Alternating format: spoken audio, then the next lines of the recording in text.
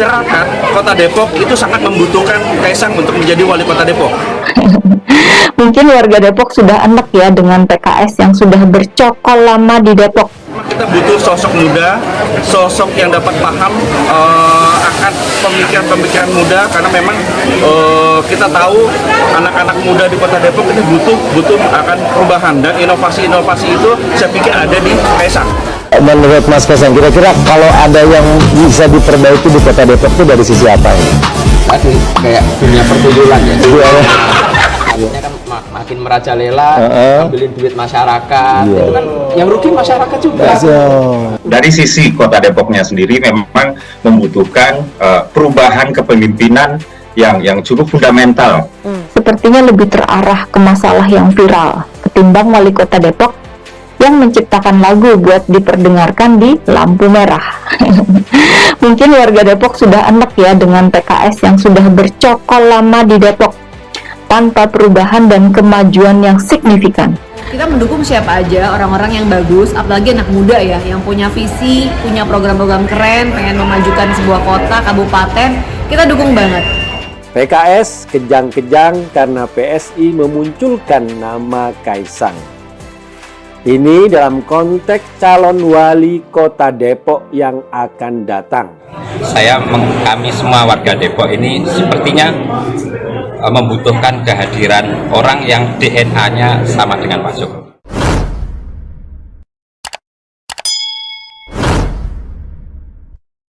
Partai Solidaritas Indonesia atau PSI menilai omongan Kaisang Pangarep yang ingin memberantas tuyul di Depok merupakan sebuah simbol. Tuyul yang dimaksud adalah hal yang dianggap meresahkan dan membuat sesuatu milik warga hilang begitu saja. Itu juga masuk bercandaan. Kemudian media-media mengatakan ini kayak tidak serius nih mau nangkap tuyul. Padahal kalau kita lihat kan, tuyul adalah simbol makhluk tidak kasat mata dan tiba-tiba datang, terus barang kita hilang.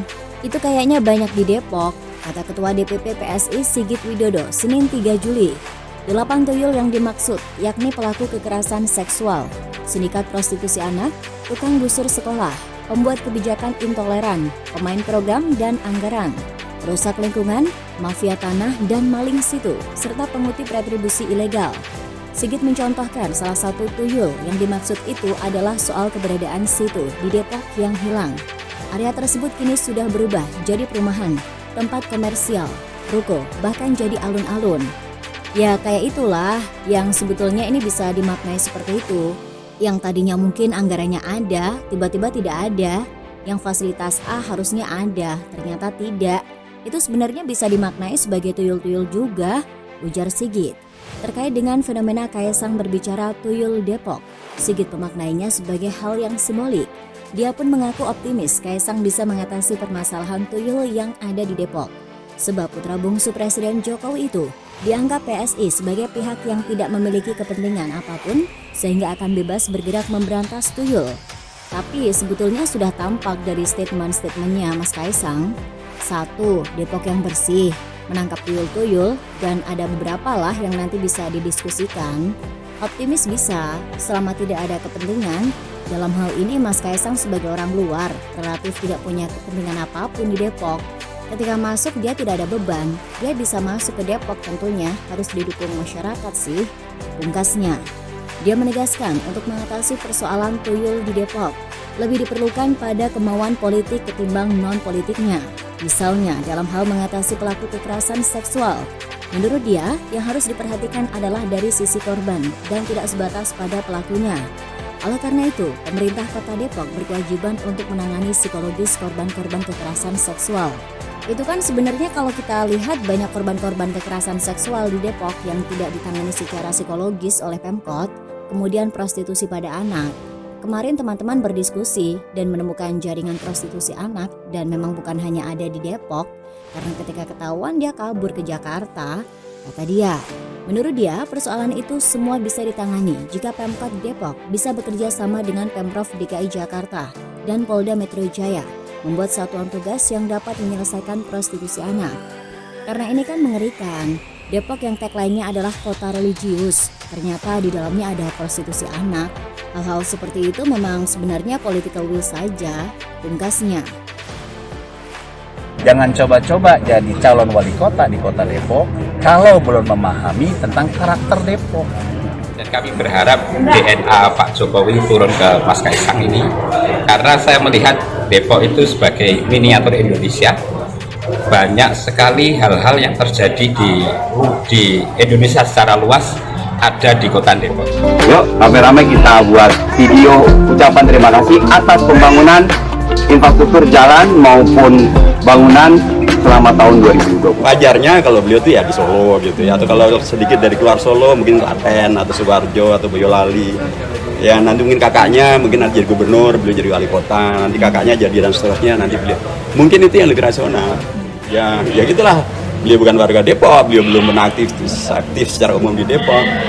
Saya kira sudah lah, beliau lanjutkan di Solo aja, Depok biar diurus oleh yang lain. Yaitu untuk memberikan dukungan kepada dan tekanan kepada Kaisang bahwa masyarakat Kota Depok itu sangat membutuhkan Kaisang untuk menjadi wali Kota Depok. Ya saya sih setuju aja agar Depok lebih baik, terutama kemacetan agar bisa lebih dibenahi dan pertumbuhan ekonomi di Depok agar lebih maju. Salah satu peserta diskusi, Sandi Hanafia dari Yayasan Pohon Emas Nusantara atau PENA Foundation, mengatakan 8 tuyul ini istilah yang relevan dengan berbagai isu di Depok saat ini. Ia mencontohkan banyak situs di Depok yang diuruk untuk dijadikan permukiman. Bahkan dari 33 situ yang masih existing dan aktif hanya 19-20an situ. Katanya, menurut dia, hal ini menunjukkan belum integralnya antara pembangunan dan pelestarian lingkungan di Kota Depok. Ini kan eksekutif dan legislatifnya pun tidak sinergi, tutur Sandi. Sandi menuturkan pemerintah daerah belum memiliki rencana jelas apa yang mau dibenahi di Depok. Apakah infrastruktur dulu atau suprastruktur lebih dulu? Jika infrastruktur, maka yang dibangun adalah fisiknya, sedangkan suprastruktur pembenahan sistem dan sumber daya manusia. Depok itu sudah sangat heterogen, bonus demografi milenial dan Gen Z luar biasa, bahkan online shopnya termasuk yang sangat besar, tapi tidak ada pembinaan, ucap Sandi. Ya beliau bukan orang Depok gitu kan, dia juga bukan orang Depok, nggak ada track record di Depok, lah kok aneh juga tiba-tiba dibawa ke Depok. Ini saya ajak kepada seluruh masyarakat yang punya jalan sudah diperbaiki tahun 2022 ini, boleh bikinkan video ucapan terima kasih kepada pemerintah Kota Depok. Nanti yang bagus saya kasih hadiah videonya ya. Penguasa ini hanya bisa kerjanya adalah konsolidasi partainya, terus hanya menyanyi yang kemarin di mana pinggir lampu merah ya. Menurut kita nih apa sih gitu loh. Beda orang Betawi sini dengan orang Jawa tuh beda. Walaupun di Depok banyak orang Jawa. Orang Jawa di Depok sudah berinteraksi dengan tadi masyarakat urban gitu. Makanya harus belajar banyak dulu. Kaisang memenuhi itu Kiai? Siapa Kaisang maupun siapapun begitu. Karena Depok dijadikan hanya sebagai tempat tidur. Ya kan? Dia pagi-pagi kerja, pulang jam 10 malam, pagi ke sana lagi, Sabtu Minggu dengan keluarga, ya. Jadi nggak peduli terhadap warga Depok ini. Partai Keadilan Sejahtera atau PKS nampaknya sedang galau. Mereka khawatir karena Kaisang Pangarep, putra bungsu Presiden Jokowi, dicalonkan jadi wali kota Depok. Kami semua warga Depok ini sepertinya membutuhkan kehadiran orang yang DNA-nya sama dengan Pak Jokowi. Namun yang jelas, kondisi Depok selama 2 dekade terakhir kabarnya stagnan, bahkan cenderung mengalami kemunduran. Ada banyak masalah yang gagal ditangani oleh para pemimpin di sana. Juga kasus intoleransi yang merebak, tapi seolah-olah dianggap tidak ada atau terkesan diabaikan di sana. Jadi sangat jelas bahwa Depok perlu perubahan besar supaya kondisinya tidak semakin parah. Kenyamanan warganya perlu digoyang dengan cara menawarkan opsi lain buat melepaskan warga Depok dari cengkraman PKS yang sudah gagal mengutus kadernya buat memajukan kota Depok dalam segala hal.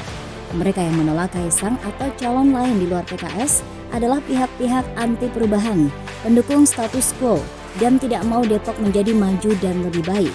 Karena mungkin bisa menggulingkan periuk nasi yang selama ini membuat mereka kenyang dan nyaman. So, be careful. Para tuyul di Depok dan para pelaku kekotoran sebaiknya segera bersiap untuk angkat koper.